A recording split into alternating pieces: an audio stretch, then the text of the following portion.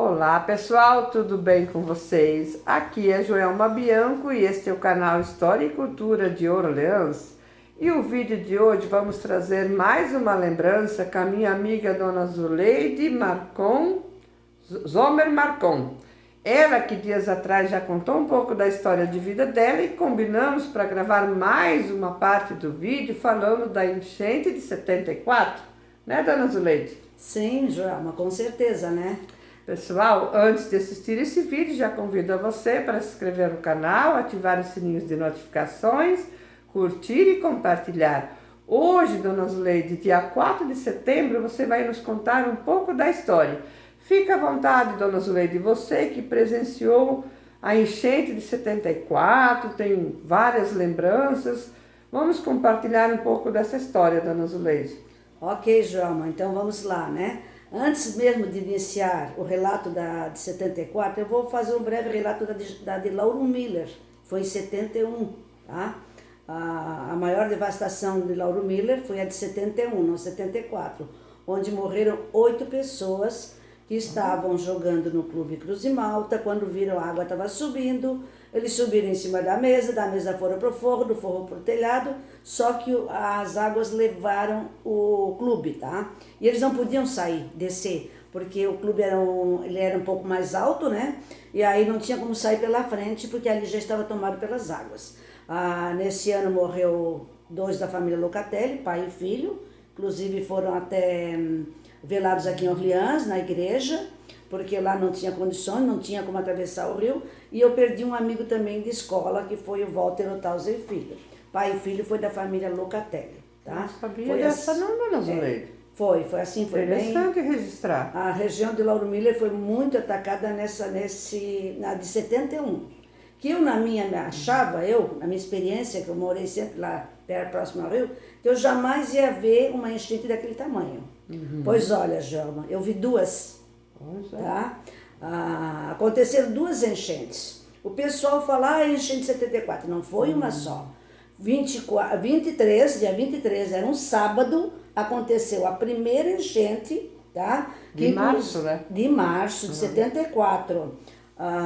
Do dia 23 era sábado, 74, teve uma grande enchente que já transbordou a ponte, já chegou na altura da ponte, inclusive tirou a cabeceira de uma ponte, que era de ferroviária. E domingo foi maior ainda que a de sábado. Eu jamais imaginava. Começou uma chuva torrencial às 2 da tarde, domingo, só parou às 10 da noite. Isso, Joelma, que uns 20 dias antes, tá? Era muita chuva, foi muita chuva. E aquele final de semana do 23 e 24 foi torrencial as chuvas. Por isso aconteceram as 2 enchentes, tá? Aí, como aconteceu, caiu a cabeceira da ponte ferroviária, já no domingo acabou levando as 2 pontes, levaram as 2. E também parte da ponte lá do Canudo, aquela ponte que vai para Criciúma, certo? Orleans ficou isolada, totalmente isolada, tá? Ficamos sem comunicação, não tínhamos telefone, não tinha energia elétrica, que conta o pessoal, eu não lembro, que a gente ficou 1 mês sem, tá?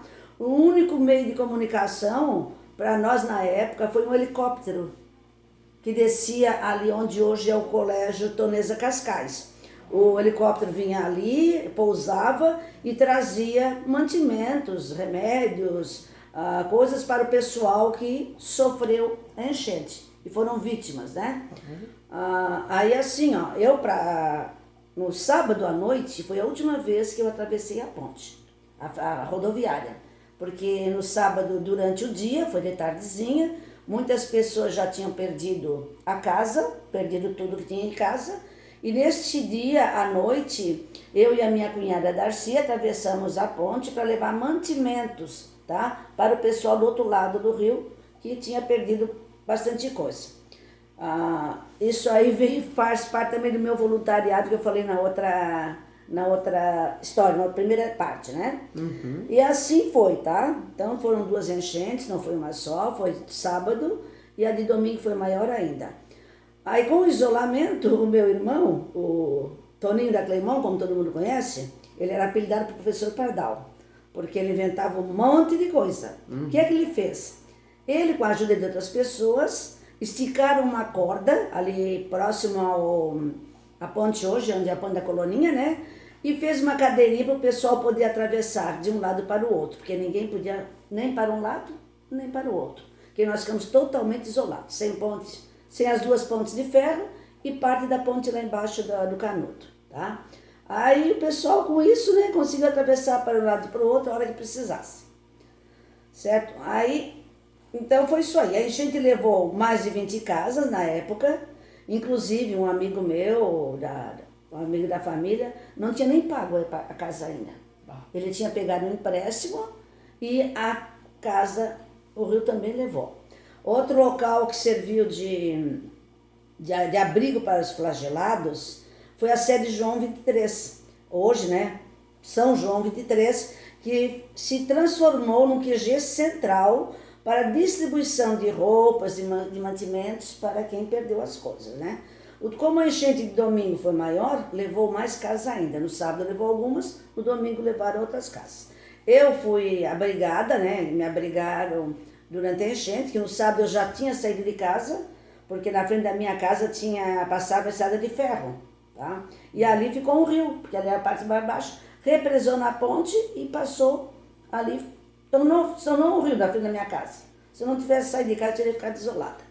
Aí quem me abrigou na casa deles foi na casa do meu irmão, eu me abriguei lá, eu, né, meu irmão tranquilo, e da minha cunhada Darcy, que além de me acolher, eu com a minha família, eles acolheram outras pessoas também, tá?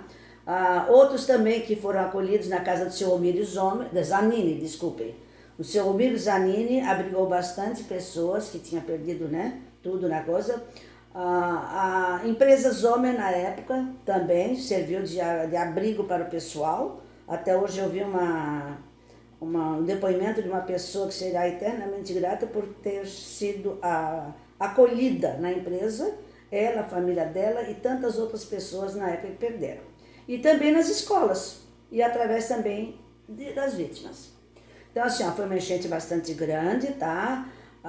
Para nós, Orleans, assim, questão de estrada, muito estrago, até não houve, porque Orleans é um local alto, né? O que aconteceu é que a gente ficou isolada, né? Ficou isolada do mundo, sem comunicação, sem poder falar com os outros pessoal, aquela coisa toda. Então foi muito grande a devastação.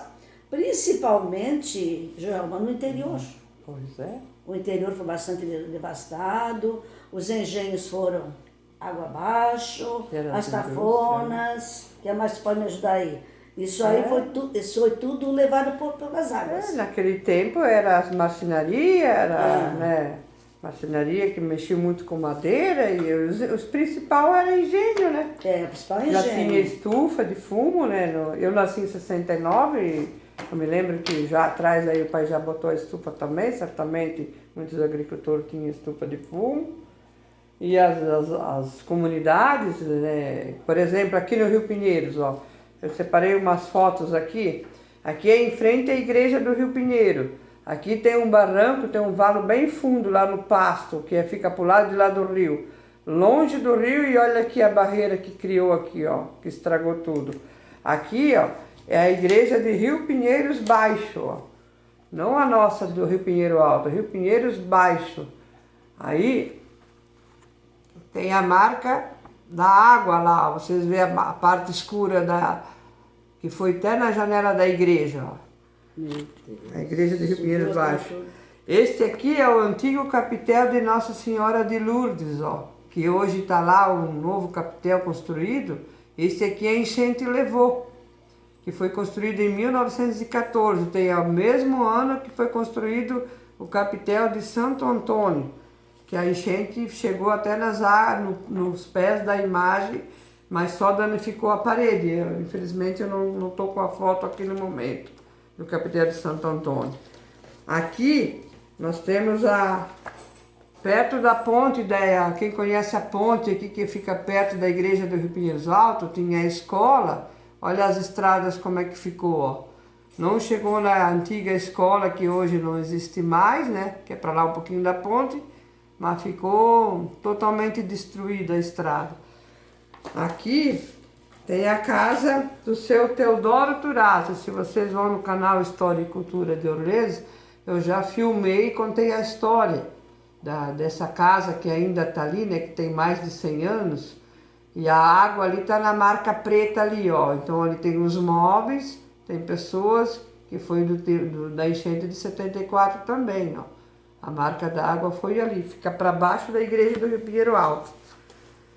E esse aqui é o senhor Teodoro Turazzi, né, e a esposa dele, que era o dono da casa, só para mostrar para vocês. Por essas fotos, né, Joelma, tu tens uma ideia de como foi a devastação no interior de Orleans, né? Foi muito, muito grande. Daí veio o padre João Leonir da Lauba com a ideia de construir um museu para resgatar essa história para as futuras gerações, para ter conhecimento, né, do que a enchente levou e daquelas indústrias familiares, manuais, né, que engrandeciam Orleans, né? E muitas dessas famílias do interior foram obrigadas a vir para o centro, porque perderam tudo. Então, graças a Deus, vidas humanas a gente não perdeu, na nossa, né? Só de Lauro Miller. E aí, o pessoal veio então para Orleans. Aí, outro dia, tu me perguntasse, como é que foi Orleans depois da enchente? Por incrível que pareça, Joelma, Orleans depois da enchente teve um salto. Porque na época o prefeito era o Francisco Zomer, o vice era meu irmão Edgar, o Chico é meu primo. Hoje é saudoso, né? Ele fazia uma maratona para Florianópolis para trazer a Celesc para nós. Porque Orleans, a manutenção da energia elétrica em Orleans era pela companhia Barro Branco. Tinha uma usina na Barra do Rio Novo que foi levada também pela enchente. Aí depois de tantas idas e vindas, de tantas brigas lá com o pessoal grande lá de Florianópolis, do estado, porque não queriam, de hipótese alguma, trazer para nós a Celesc, o Chico conseguiu. E aí, com energia boa, né, Orleans teve um sobressalto, porque a energia da Barro Branco era mínima, era fraca, vivia faltando energia, faltava pouca energia, faltava sempre energia, aí as indústrias não tinham como botar motores elétricos porque a energia não comportava. E aí, então, após isso aí, Orleans teve um sobressalto em cima disso aí. Voltando à questão da enchente, pena que eu acabei esquecendo de trazer fotos, Joana. Pois você disse que não me veio. Quem sabe numa próxima vez a gente pode até mostrar, né? Assim, ó, tirando o lado trágico da história, foi o maior espetáculo da natureza que eu já vi aquela água naquela altura toda, tá? Por um lado foi bonito, mas claro, teve o lado triste, né? Sim. Que deixou muitas pessoas desabrigadas, vitimadas por essa enchente, né, que levou seus bens, suas casas e tudo que nela tinha na casa.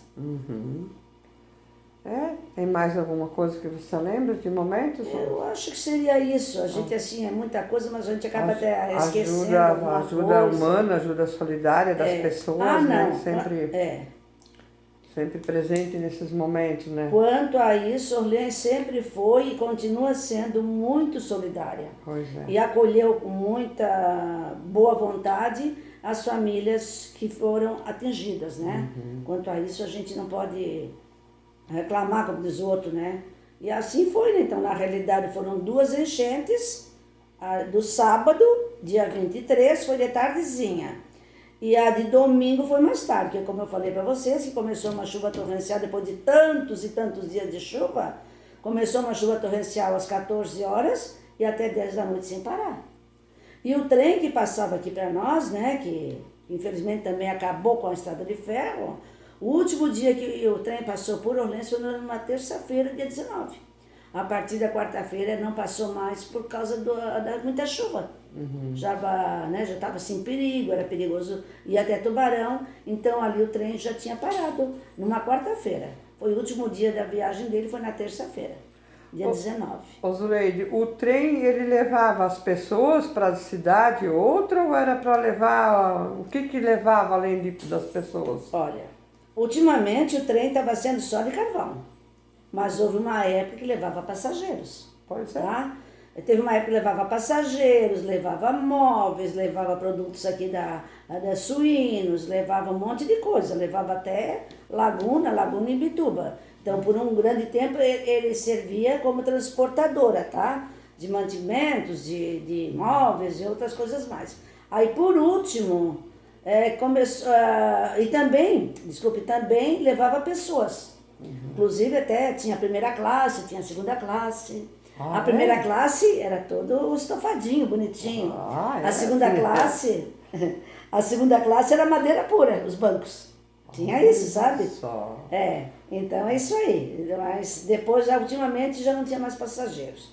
Aí já começou a encarecer a passagem, tinha passagem, né, pagas, começou a encarecer, aí começaram a surgir os ônibus, que também já estão se acabando, né, que a maioria tem carro e vai de carro, e aí então não tinha mais passageiros, era só mesmo de carvão para transporte de carvão. Então tá, ficou o registro afirmado então? Afirmado. As pessoas podem conhecer um pouco mais da nossa história de Orleans, com essa tragédia, que depois da tragédia também teve o lado bom, que evoluiu Com a indústria. a evolução da indústria, né? Porque com energia boa, tudo só melhorou, né? Foi coisa melhor. Espero ter contado tudo, já não sei, de repente a gente esquece de alguma coisa, né? Com certeza, sempre tem uma história que às vezes você acabou esquecendo, mas não tem problema, né? Não fará oportunidade, se lembrou tudo, melhor ainda, né?